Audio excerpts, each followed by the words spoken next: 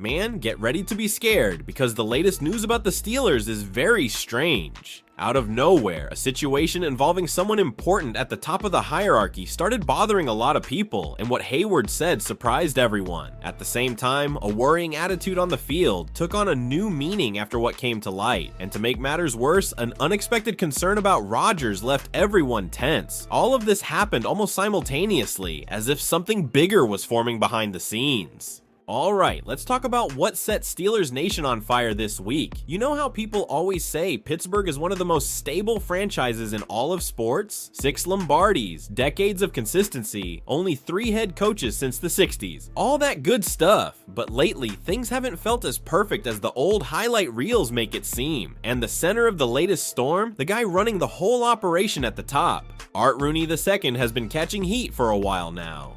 Some fans don't love how loyal he's been to Mike Tomlin, but that's just the surface. The real pressure is coming from those NFLPA report cards, the ones that grade each team on how players are treated behind the scenes. Rooney hasn't exactly been getting gold stars. In back-to-back years, Pittsburgh's owner pulled a D and an F, not ideal. Now here's where it gets spicy. The league is reportedly pushing back against those surveys, saying they violate the collective bargaining agreement, and some owners, including Rooney, have been vocal about wanting them gone. That's where Cameron Hayward stepped in. Remember, he's not just a team leader, he's literally a vice president of the NFLPA, so when he speaks, people listen, and he didn't dance around anything. When asked about owners trying to shut the report cards down, Hayward dropped the kind of line that makes headlines for days. I think to stop it, it just kind of feels like you're hiding something. Boom, that's a cannon shot from a guy who spent his entire career in Pittsburgh and knows exactly how the organization works. He didn't name Rooney directly, but come on. Everyone connected the dots instantly. Players around the league backed him up too. One 10-year vet, who didn't want his name out there, basically said the pushback proves the surveys are doing their job. His words, the fact that there's pushback shows it's working. And let's be honest, he's right. These report cards finally force teams to stop pretending everything is perfect behind closed doors. They shine a light on stuff players dealt with quietly for years. If an owner hates them, well, that kind of tells you something. Now, will Hayward's comment caused tension with Rooney? Maybe, but both guys are pros. They know this is a business. Still, it's wild to see a franchise cornerstone publicly hint that the front office might be hiding things, especially when the Steelers haven't won a playoff game since 2016, and fans are already restless. Ever since Dan Rooney passed in 2017, Art Rooney II has been steering the ship alone, and the results haven't matched the old standard. That's why this moment feels big. It's not just about survey grades, it's about whether the franchise still lives up to everything it claims to be. And if that wasn't enough drama for 1 week, the next story hits even harder, and the league had no choice but to step in after the truth finally came out. Alright, buckle up, because this one turned into absolute chaos the moment the footage dropped. Remember when everyone saw Jalen Ramsey smack Jamar Chase in the head and immediately thought, dude, what are you doing? Steelers were winning, Bengals were still dangerous, and Ramsey getting tossed felt like the exact kind of spark Cincinnati needed. Except, the Steelers kept saying there was more to it. Ramsey said it, Joey Porter Jr. hinted at it. Cam Hayward backed the message. They all insisted something happened before the hit, and guess what? They weren't lying. The video finally came out, and it showed Chase straight up spitting on Ramsey. Not maybe, not looks like, not depending on the angle. No, direct hit, which means when Chase denied it after the game. Yeah, that didn't age well. Once the clip started circulating, the NFL had no wiggle room. Ian Rappaport reported that Chase was suspended 1 game for violating Rule 12, Section 3, Article 1. Basically the don't be disgusting, show some sportsmanship rule. And honestly, it's wild it even had to get that far. Since Pee Wee football, everyone knows you don't spit on another player, ever. And here's the part that's hilariously backwards. Ramsey is the one who got ejected. He's the one who might get fined. Meanwhile, Chase, the guy who actually spit, stayed in until the final whistle. Total reversal of justice, until the league stepped in and made it right. Ramsey didn't sugarcoat anything afterward either. He said Chase crossed a line you don't cross in this sport. He spit, so it's up. I don't give an expletive about football after that. I was still a little too nice, if I'm keeping it honest. And honestly, hard to disagree. Most players would have exploded way worse.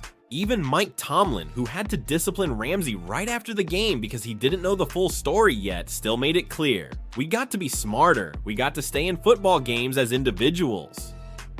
Translation, I get why you did it, but don't let it cost us again. So now the Bengals, already hanging by dental floss in the playoff race, take another huge hit. That loss to Pittsburgh dropped them to a 1% shot at the postseason, and now they're heading into a must-win stretch without their best receiver. Meanwhile, the Steelers walk away with two things. One, the win that gutted Cincinnati's season, and two, the league publicly confirming that Ramsey and the rest of the defense were telling the truth from the jump. In the end, it's simple.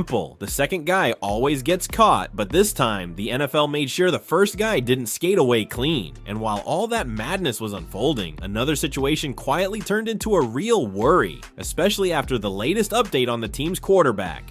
Alright, let's get into the one update that had every Steelers fan holding their breath. The team rolled into halftime in Week 11 feeling good. Scoreboard in control, energy high, everything clicking. And then out of nowhere came the news nobody expected. The quarterback wasn't fine at all. Turns out he banged his hand on the final drive before halftime. Nothing dramatic on camera, no big grimace, no grabbing the wrist. He walked off like everything was normal. But behind the scenes, the trainers saw something they didn't like, and suddenly he wasn't coming back for the second half. That's when Mason Rudolph had to step in, and to his credit, he handled business. Efficient, calm, zero panic, completed 75% of his passes, threw a touchdown, protected the ball, kept the offense steady, and basically made sure Pittsburgh didn't give Cincinnati any kind of life. For a backup, that's exactly what you want. Don't blow the lead, don't try to be a hero, just keep the train moving. But the real story isn't Rudolph, it's the 41-year-old quarterback who wanted to go back in. According to Mike Florio at Pro Football Talk, the guy tried to re-enter the game, tried to convince the staff he was good, tried to finish what he started, but the Steelers shut it down immediately. Pure precaution. With the game under control, they weren't taking a chance on a veteran throwing with an injured hand, and that's where the anxiety kicked in for fans. Because now every eye is on his imaging tests. The team needs to know exactly what's going on inside that wrist, and the fan base. They're refreshing their phones every 20 minutes looking for updates. Then came the twist. Reports say he's got a broken bone in his left wrist. Not ideal for anyone, but for a 41-year-old quarterback who relies on timing and control, that's a legit concern. But here's the part that makes this whole situation feel like a movie. He still wants to play in Week 12 against the Bears, in Chicago, on the road, and of all teams for him to push through pain to face, of course it's the Bears, the same team he's been tormenting for decades. The matchup he joked about when he was first linked to Pittsburgh. NFL Network's Ian Rappaport even said it's possible. He might actually try to suit up with a broken bone. Is that smart? Probably not. Is anyone surprised? Not really. After the Week 11 game, cameras even caught him celebrating with teammates, wearing what looked like a brace. Not hiding, not sulking, just hanging around like nothing was wrong. So here's where we are. He's hurt, he wants to play, the Steelers need the win, the Bears are legit at 7-3. And Week 12 suddenly went from important to massive. If he plays, it'll be vintage him. Stubborn, competitive, refusing to back down. If he doesn't, then Pittsburgh has to rely on Rudolph again in one of the biggest games of the season. If all this is happening in 1 week, imagine what's coming next. This team's walking a tightrope, and every move matters now. Do you trust they'll handle the pressure? Drop your take below, and make sure you're subscribed so you don't miss a thing.